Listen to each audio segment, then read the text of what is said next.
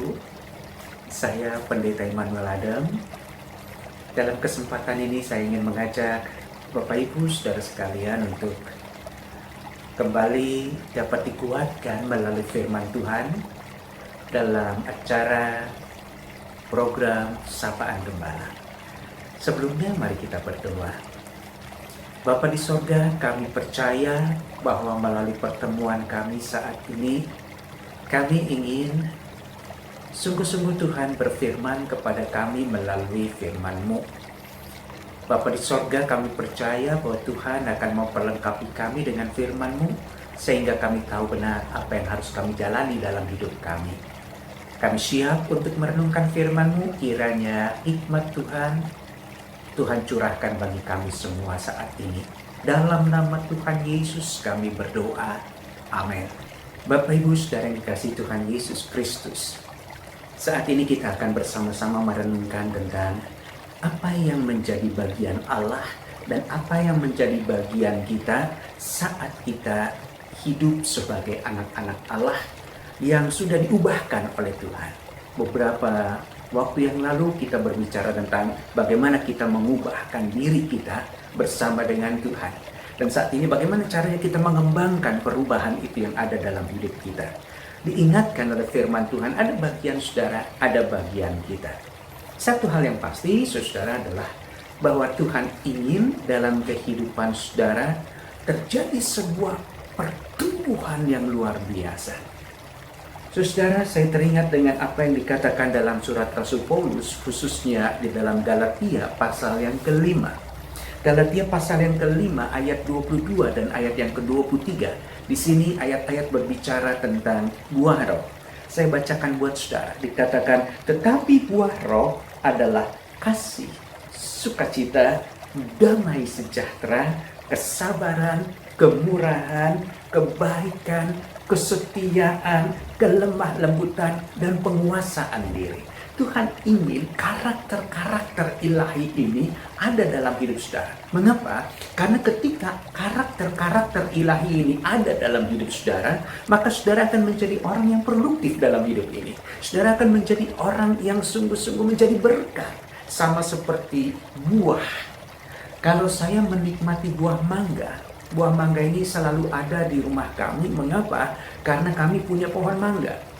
Ayah saya menanam pohon mangga pada musim-musim tertentu. Ketika pohon ini berbuah, maka kami menikmati buah itu. Manis luar biasa. Ketika saya memakan buah ini, sungguh-sungguh saya mendapat berkatnya. Saya merasa senang, saya merasa sukacita, dan sebagainya. Ketika hidup saudara berbuah, itu bukan saja bermanfaat buat saudara, tapi juga bermanfaat buat orang-orang lain yang menikmati buah itu dari hidup saudara. Itu sebabnya Tuhan ingin dalam hidup saudara ada buah ilahi yang lahir dalam kehidupan saudara. Nah, bagaimana caranya agar buah-buah ini ada dalam hidup saudara? Saudara, firman Tuhan mengajarkan tentang ada bagian Tuhan dan ada bagian kita. Saya teringat, saudara, dengan ucapan Rasul Paulus di dalam surat Filipi pasalnya yang kedua ayat 12 dan 13. Di dalam ayat yang ke-12 dari Filipi pasal yang kedua dikatakan, kerjakanlah keselamatanmu. Ada kalimat itu. Dan di dalam ayat yang ke-13 Rasul Paulus mencatat di sana, karena Allah lah yang mengerjakan di dalam kamu. Sepertinya kedua ayat ini kontradiktif begitu saudara. Tapi sebenarnya tidak. Mengapa? Karena firman Tuhan tidak mengajarkan kepada saudara, kerjakanlah untuk keselamatanmu. Tidak. Mengapa? Karena kalau saudara mengerjakan sesuatu untuk sesuatu, itu tidak Tuhan kehendaki. Yang Tuhan mau apa di sini saudara? Kerjakan keselamatanmu artinya disinilah engkau harus belajar latihan rohani dalam hidupmu. Ketika otot-ototmu kuat, sama seperti kita ketika melatih tubuh kita.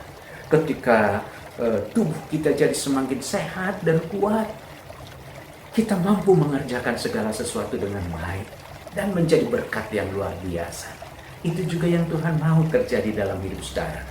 Ketika latihan rohani ini terus saudara latih dalam kehidupan saudara, maka saya percaya saudara akan menjadi berkat yang luar biasa. Hidup saudara menjadi hidup yang produktif dari hari ke hari dan menjadi berkat yang luar biasa. Saudaraku, kita akan mencoba memahami tentang apa yang dikerjakan Allah dalam hidup saudara. Saudara, saya teringat dengan surat Paulus kepada Timotius, 2 Timotius pasal yang ketiga, ayatnya yang ke-16 dan ayat yang ke-17.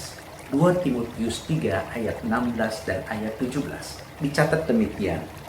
Segala tulisan yang diilhamkan Allah memang berfaedah untuk mengajar, untuk menyatakan kesalahan, untuk memperbaiki kelakuan, dan untuk mendidik orang dalam kebenaran.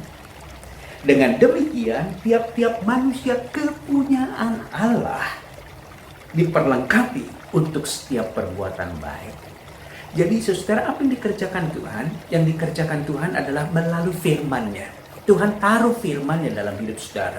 Tuhan taruh firman-Nya dalam pikiran dan hati saudara. Sehingga saudara dapat memahami apa yang menjadi pikiran dan apa yang menjadi isi hati Tuhan. Dan melalui firman Tuhan, saudara diajar, saudara dididik bagaimana caranya saudara untuk menjalani hidup seperti yang Tuhan kehendaki.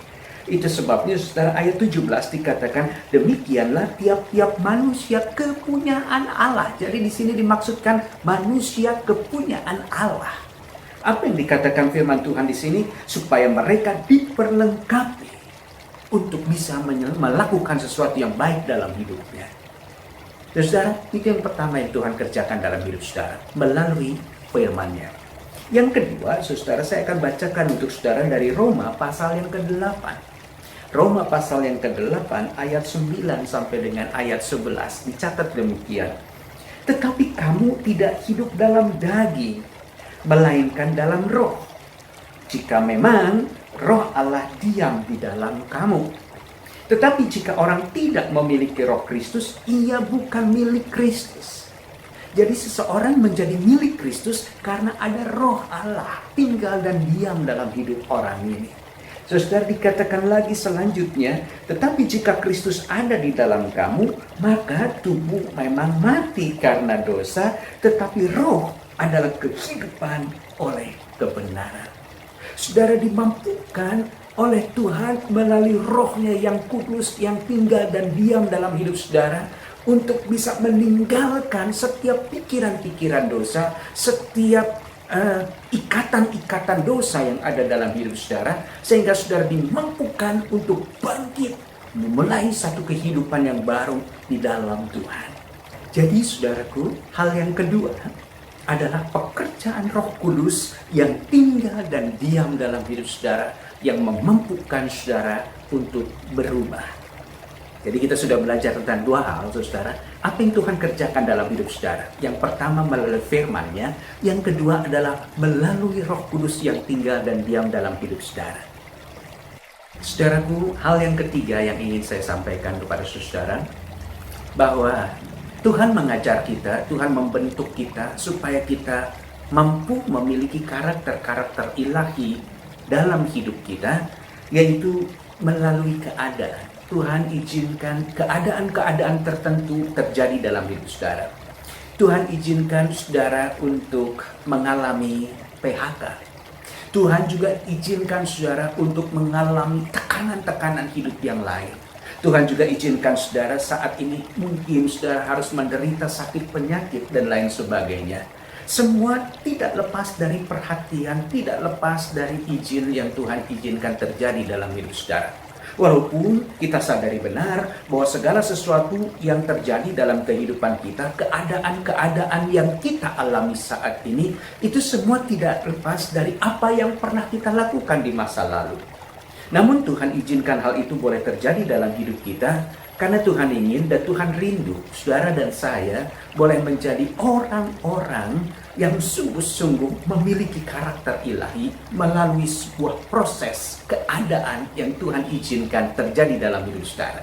Saya teringat dengan Roma pasal 8 ayat 28 dan ayat 29. Di sana dicatat demikian, kita tahu sekarang bahwa Allah turut bekerja dalam segala sesuatu untuk mendatangkan kebaikan bagi mereka yang mengasihi Dia. Tuhan mengizinkan kesulitan itu terjadi, namun bukan berarti Tuhan biarkan saudara untuk menghadapi keadaan yang sulit itu. Namun Tuhan turut bekerja dalam hidup saudara, sehingga saudara bisa mengalami kebaikan-kebaikan yang terjadi dalam hidup saudara saat saudara mengalami keadaan-keadaan yang sulit dalam hidup saudara. Nah saudara, dikatakan lagi di sini, itu semua dikerjakan oleh Allah bagi mereka yang terpanggil sesuai dengan rencana Allah. Apa sih rencana Allah itu, saudara? Rencana Allah itu jelas, sebab semua orang yang dipilihnya dari semula, ayat 29, mereka juga ditentukannya dari semula untuk menjadi serupa. Sekali lagi, menjadi serupa dengan gambaran anaknya. Supaya ia, yaitu Kristus, anaknya itu menjadi yang sulung di antara banyak saudara. Jadi jelas tujuan Tuhan, Tuhan ingin karakter ilahi yang ada dalam Kristus, itu juga ada dalam hidup saudara. Serupa dengan gambaran anaknya, serupa dengan Kristus. Yes, saudara bisa katakan, bagaimana mungkin saya bisa serupa dengan Kristus? Kristus adalah anak Allah. Jangan salah, saudara. Saudara adalah anak Allah. Saudara yang percaya pada Allah, dikatakan oleh firman Tuhan, engkau adalah anak-anak Allah. Jelas saudara milik Tuhan. Dan sebagai anak Allah, Tuhan ingin karakter ilahi itu ada dalam hidup saudara. Itu sebabnya Tuhan izinkan keadaan untuk memproses saudara.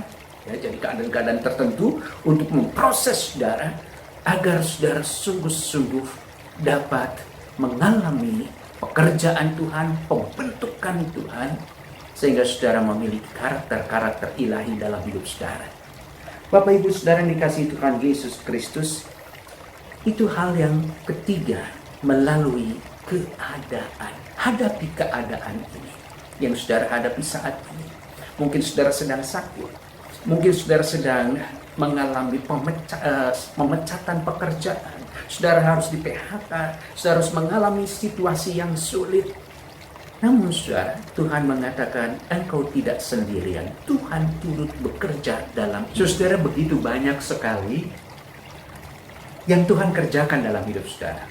Namun saya padatkan hanya di 3 cara Tuhan yang Tuhan kerjakan dalam hidup saudara. Bagaimana dengan bagian saudara? Firman Tuhan mengajarkan kepada kita, mulailah kita menyeleksi pikiran-pikiran yang ada dalam pikiran kita. Apakah pikiran-pikiran tersebut sungguh-sungguh berasal dari pikiran Tuhan atau bukan? Mengapa, saudara? Begitu banyak anak-anak Tuhan dalam kehidupan pelayanan, mereka begitu aktif sekali melayani Tuhan, padahal mereka sadar benar bahwa mereka adalah anak-anak Tuhan yang hidupnya sudah mati di dalam dosa. Berarti dia tidak akan hidup lagi di dalam dosa. Tapi mereka masih tetap hidup dalam kehidupan free sex. Mereka masih hidup dalam kehidupan yang tidak normal. Misalnya, mereka tidak bisa mengatakan bahwa Tuhan, aku bersyukur Tuhan sudah menciptakan aku sebagai laki-laki dan aku boleh hidup sebagai laki-laki. Namun saudara mulai mengingkari semua itu. Saudara mengatakan, Tuhan, kenapa Tuhan menciptakan saya seperti ini? Atau saudara juga bisa mengatakan, Tuhan, mengapa Tuhan izinkan keadaan ini terjadi seperti ini? Itu semua pikiran-pikiran orang yang tidak mengenal pikiran Tuhan. Bapak Ibu saudara yang dikasihi Tuhan Yesus Kristus, dari apa yang engkau pikirkan, itu akan timbul apa yang engkau rasakan. Dan apa yang engkau rasakan, itu juga yang akan menentukan langkah-langkahmu ke depan. Itu sebabnya semuanya dimulai dari pikiran. Saudara, saya teringat dengan Amsal pasal yang keempat ayat yang ke-23. Di sana diajarkan untuk berhati-hati, artinya mulai kita menimang-nimang, memilih-milih apa yang boleh ada dalam pikiran-pikiran saudara. Saudara, karena itu yang menentukan langkah saudara ke masa depan. Saudara, masih teringatkah saudara dengan firman Tuhan di dalam Filipi 2 ayat yang ke-5? Hendaklah kamu dalam kehidupanmu menaruh pikiran dan perasaan Kristus. Bukan pikiran dan perasaan kita semata, tapi juga pikiran dan perasaan Kristus. Karena ketika saudara mulai berpikir dengan pikiran Kristus, firman Tuhan mengatakan di dalam Yohanes 8 ayat 32, Kamu akan mengetahui kebenaran, dan kebenaran itu akan memerdekakan kamu. Kamu akan mengetahui kebenaran, dan kebenaran itu akan memerdekakan kamu. Artinya, seorang yang hidup di dalam kebenaran Tuhan, apa yang benar menurut Tuhan, seperti yang firman Tuhan ajarkan, dia akan mengalami kebahagiaan, dia akan mengalami damai, dia akan mengalami kebebasan, dia akan mengalami sukacita yang luar biasa. Itulah yang membuat saudara mampu menerobos kesulitan-kesulitan yang saudara hadapi dalam kehidupan saudara. Saudara, itu yang harus menjadi cara saudara berpikir, mulai memilah-milah apa yang Tuhan kehendaki. Saudara, saya teringat saudara dengan firman Tuhan yang mengajarkan bahwa aku merenungkan firman-Mu siang dan malam. Mazmur pasal yang pertama. Pemazmur sungguh mengimani benar bahwa sesungguhnya pikiran-pikiran Tuhan itu adalah pikiran yang terbaik. Itu sebabnya dia mencoba merenungkan firman itu siang dan malam. Karena dia tahu benar, pemazmur tahu benar, kebenaran itu akan muncul dari firman Tuhan. Yang kedua, saudara harus bergantung pada Roh Kudus. Tuhan hadir melalui Roh-Nya dalam hidup saudara. Dan Tuhan mau memampukan saudara untuk mampu melewati setiap tahap demi tahap kesulitan-kesulitan, tekanan-tekanan hidup yang saudara alami. Karena tujuan Tuhan sangat baik. Melalui Roh-Nya yang kudus, Tuhan menjanjikan bahwa saudara tidak sendirian. Melalui Roh-Nya yang kudus, Tuhan mau mengingatkan saudara bahwa kehadirannya mau memampukan saudara agar saudara mampu memiliki karakter-karakter ilahi itu dalam hidup saudara. Yang ketiga yang bisa saudara lakukan adalah terimalah keadaan yang saudara alami dalam kehidupan saudara, yang semuanya tidak lepas dari campur tangan Tuhan dan peran Tuhan di sana. Saudara, kadangkala Allah mau mengajarkan kasih yang sejati harus melalui suatu keadaan yang sulit di mana saudara hanya bisa berharap pada Tuhan. Dan disitulah saudara bisa mengalami kasih Tuhan yang luar biasa yang sejati itu terjadi dalam hidup saudara. Saudara, saya teringat saudara dengan firman Tuhan. Firman Tuhan mengajarkan kepada kita melalui keadaan-keadaan yang sulit. Di dalam Roma pasal yang kelima, ayat yang ketiga dan yang keempat, kita diajarkan tentang pengharapan. Bagaimana seorang harus mempunyai pengharapan, walaupun keadaan itu sulit. Saudara hanya bisa mempunyai pengharapan itu kalau saudara menerima keadaan yang saudara hadapi di dalam pengharapan yang sungguh. Bahwa sesungguhnya Tuhan akan bekerja dengan cara Tuhan yang luar biasa dalam hidup saudara. Saudara masih ingat dengan peristiwa yang dialami oleh Yusuf dalam perjanjian lama. Cerita yang sangat terkenal. Dan saya kalau kembali membaca, merenungkan kisah Yusuf, merinding saudara. Mengapa saudara? Begitu banyak hal yang Yusuf tidak ketahui. Begitu banyak hal di dalam keterbatasannya, Yusuf tidak mampu melihat hal-hal yang jauh. Namun satu hal yang pasti, bahwa Yusuf tahu bahwa apa yang terjadi dalam hidupnya semua tidak lepas dari rencana Allah. Itu sebabnya dia meninggalkan apa yang disebut dengan kesedihan, apa yang disebut dengan